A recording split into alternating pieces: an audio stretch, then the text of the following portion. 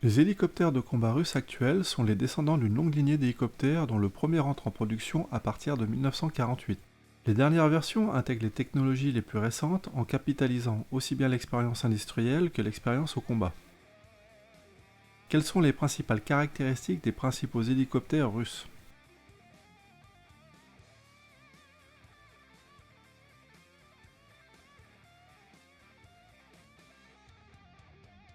Le Mi-35M est la version modernisée du Mi-35, qui est elle-même la version d'exportation du Mi-24V. Le Mi-35M est entré en production en 2005. Il fait partie des équipements en dotation au sein des forces armées russes. Le Mi-24 est un appareil atypique qui a largement prouvé sa fiabilité et ses capacités de survie au combat.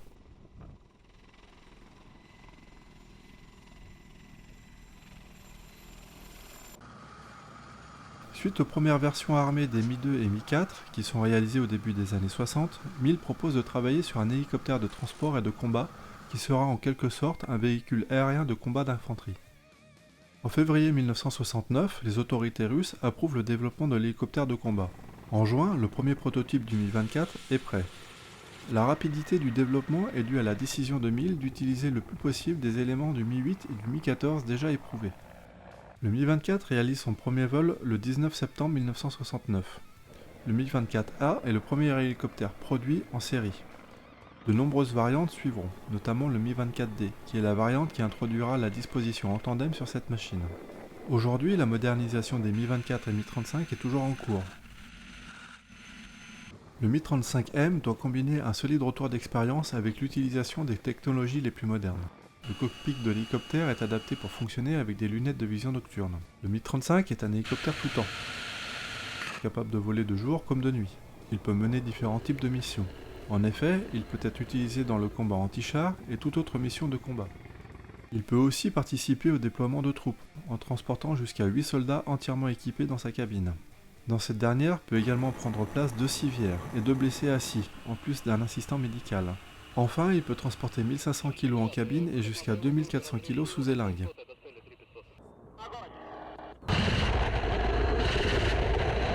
Le Mi-35M se distingue par des ailes raccourcies et un train d'atterrissage non rétractable. L'équipage se compose de 2 personnes. Le Mi-35M est équipé de 2 moteurs VK 2500-02 de 2200 chevaux chacun. Le poids maximum au décollage est de 11 500 kg. La vitesse est de 300 km/h maximum. La vitesse de croisière est de 240 km/h. Le plafond est de 3150 mètres. Il peut parcourir jusqu'à 1000 km. La charge utile maximale est de 2400 kg. L'Afghanistan fut le premier théâtre d'utilisation du Mi-24 lors d'un conflit impliquant les forces armées russes. Plus récemment, des variantes du Mi-24 ont été envoyées au combat en Syrie.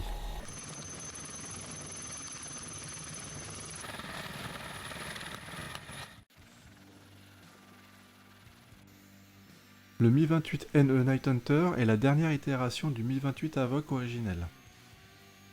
Les réflexions autour du développement de cette machine commencent à la fin des années 60. Les forces armées russes souhaitent alors développer un hélicoptère plus maniable que le Mi-24. La machine devra également être dédiée à l'attaque.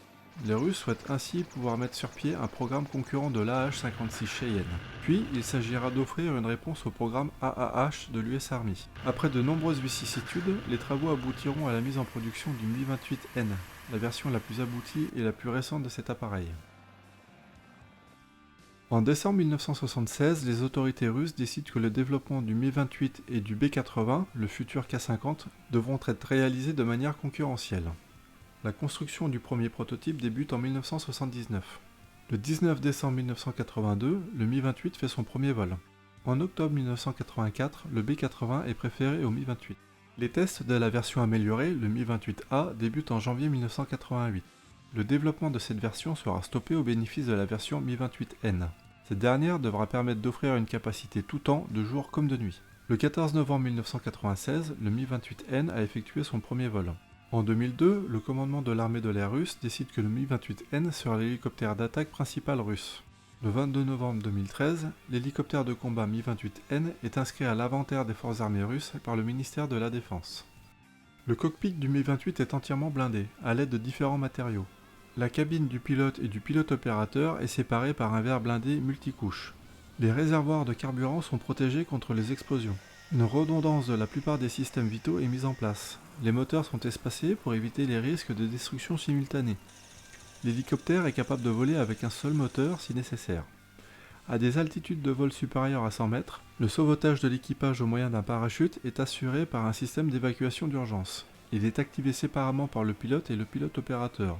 Les portes et les vitres latérales sont équipées d'un déverrouillage d'urgence. Les sièges sont conçus pour absorber les chocs en cas de crash. Le Mi-28N est équipé du système Bréau, qui permet notamment de rechercher, détecter et d'identifier des cibles terrestres et aériennes. Le système réalise le choix du type d'armement pour la destruction de la cible. Il détermine la menace et propose des moyens de protection. Le système est conçu pour un combat collaboratif permettant la répartition des cibles entre un groupe d'hélicoptères.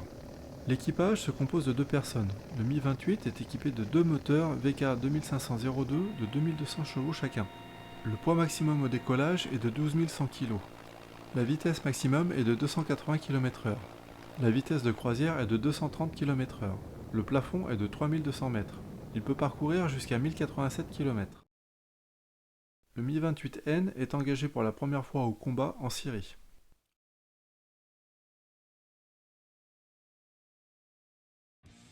Le K-50 est développé pour doter l'Union soviétique d'un hélicoptère de combat.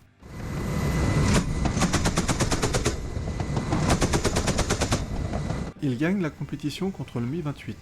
La machine de Kamov a la particularité d'être monoplace, mais cette configuration nécessite des technologies qui s'avéreront insuffisamment développées pour garantir une bonne réalisation des missions envisagées. Cela aboutira au développement du K-52 Alligator, un dérivé biplace du K-50 monoplace. Le K-52 est le seul hélicoptère de combat au monde à rotor coaxial.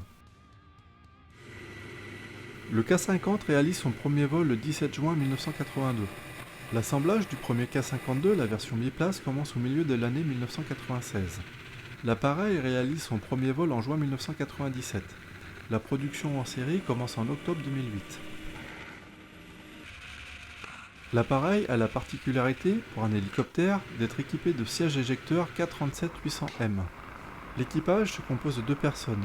Le K-52 est équipé de 2 moteurs VK 2500 de 2400 chevaux chacun. Le poids maximum au décollage est de 10 800 kg. La vitesse maximum est de 300 km/h. La vitesse de croisière est de 260 km/h. Le plafond est de 5500 mètres. Il peut parcourir jusqu'à 460 km avec ses réservoirs internes. Le K-50 est employé pour la première fois au combat en Tchétchénie entre décembre 2000 et mars 2001. Le K-52 est déployé pour la première fois au combat en Syrie.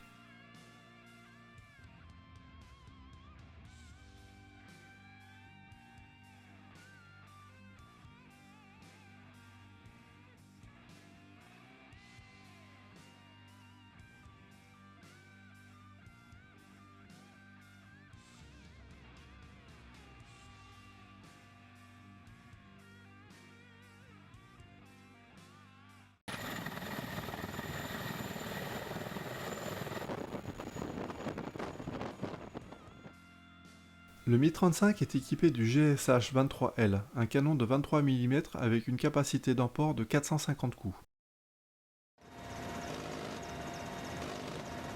Le Mi-28 embarque le canon 2A42-2 de 30 mm pourvu de 250 cartouches. Le K-52 est doté du canon 2A42-1 de 30 mm alimenté par 460 coups. Le 9M120 Ataka est développé au milieu des années 1980. Le 9K121 Vicre est développé en parallèle du développement du K-50. Il a une portée de 8 km lorsqu'il est tiré par un hélicoptère. Le missile Igla est le missile anti-aérien que les hélicoptères russes embarquent.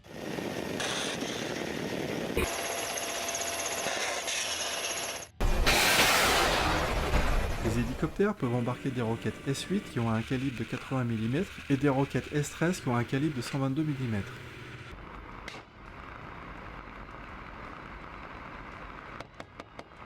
De plus, les hélicoptères de combat peuvent être dotés de toute une série de bombes.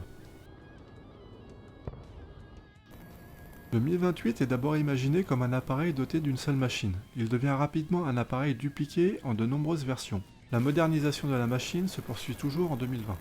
Le Mi-28 est développé pour succéder au Mi-4. Il réalise son premier vol le 7 juillet 1961. L'une des dernières versions de la machine est destinée au Force spécial, le Mi-171 SH Terminator, qui est équipé de deux moteurs VK 2500-03 de 2700 chevaux chacun. Le poste du pilotage du Mi-8 MTV-5 a été largement modernisé par l'ajout d'un avionique moderne et d'écrans digitaux. Cet hélicoptère, d'abord destiné au transport, peut également être doté d'un armement composé de mitrailleuses et de roquettes. L'équipage se compose de 2 personnes. Le Mi-17 est équipé de deux moteurs VK 2500 de 2700 chevaux chacun. Le poids maximum au décollage est de 13 000 kg. La charge utile maximum est de 4 000 kg. Il peut transporter 36 personnes au maximum. La vitesse est de 250 km/h. La vitesse de croisière est de 230 km/h. Le plafond est de 6 mm et il peut parcourir jusqu'à 580 km. Le Mi-8 est utilisé pour la première fois au combat par les Russes lors de la guerre d'Afghanistan. À la fin des années 1960, le potentiel d'amélioration du Mi-6 est épuisé. Le Mi-26 est alors conçu pour remplacer le Mi-6 et le Mi-10. La conception préliminaire est approuvée en décembre 1971. Il réalise son premier vol le 14 décembre 1977. En 1982, 14 records sont établis par le Mi-26. Il transporte ainsi une charge utile de 10 tonnes à l'intérieur de sa cabine à une altitude de 6400 mètres. Une autre charge utile intérieure de 20 tonnes soulevée à 4600 mètres. Le record final est établi quand une charge utile intérieure de 25 tonnes est soulevée à une altitude de 4100 mètres. Les essais opérationnels au sein de l'armée soviétique débutent en 1982. Il entre en service en 1983. En 2011, le Mi-26T2 effectue son premier vol le 17 février.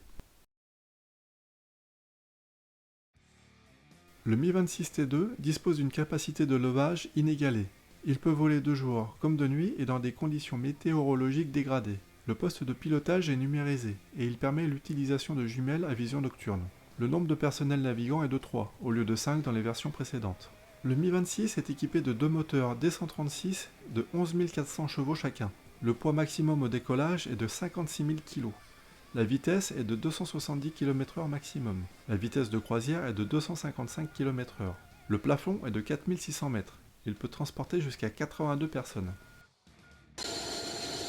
L'Afghanistan est le premier théâtre d'opération pour les Mi-26. Il est utilisé pour le transport de diverses charges et de personnel, mais aussi pour l'évacuation des blessés. Le 26 avril 1986, suite à la fonte du réacteur numéro 4 de la centrale de Tchernobyl, une version de décontamination du Mi-26 est créée pour réduire la propagation des retombées radioactives. Ainsi, le Mi-26S est recouvert d'une couche protectrice d'éclat. Il vaporise un fluide collant pour immobiliser la poussière radioactive au sol. Puis, pour remettre en marche le réacteur resté intact, l'installation de filtres de purification d'air est nécessaire. Ces structures mesuraient 6 mètres cubes et pesaient 20 tonnes. Les Mi-26 les ont transportés sur de très longues élingues pour ne pas soulever de nuages de poussière radioactive. La Tchétchénie fut un théâtre d'opération qui marqua l'utilisation du Mi-26. Les Tchétchènes possèdent des systèmes de défense aérien Stinger.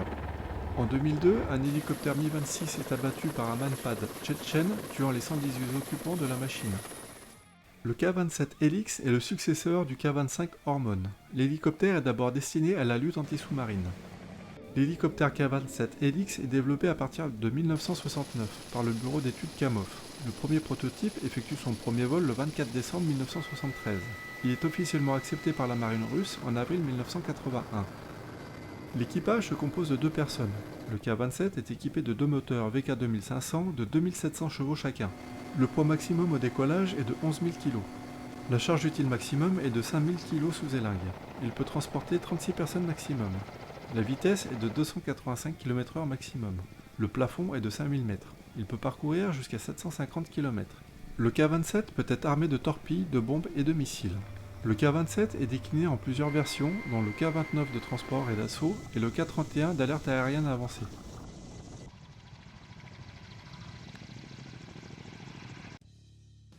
La version de transport et d'appui K-29 entre en production en 1977. Le K-29 se distingue du K-27 par un cockpit agrandi et blindé.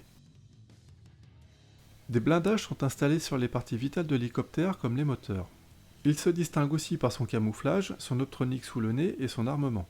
Les pylônes latéraux peuvent recevoir des paniers lance-roquettes de 57 mm, des pots de canon de 30 mm, des bombes classiques et jusqu'à 8 missiles anti-chars AT-6 Spiral.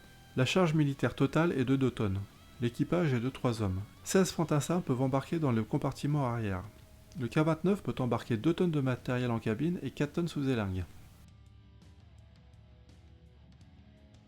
Le K-31 est un hélicoptère d'alerte aérienne avancé. Il est développé à partir de 1980 sur la base du K-29. La dernière version de la machine est le K-31 SV. Cette dernière aurait été utilisée lors de la guerre en Syrie. Il fut aperçu sur ce théâtre en 2016. Le Kamov K-52K 4 ans est une version maritime du K-52 Alligator. Le 7 mars 2015, le premier vol du K-52K est réalisé.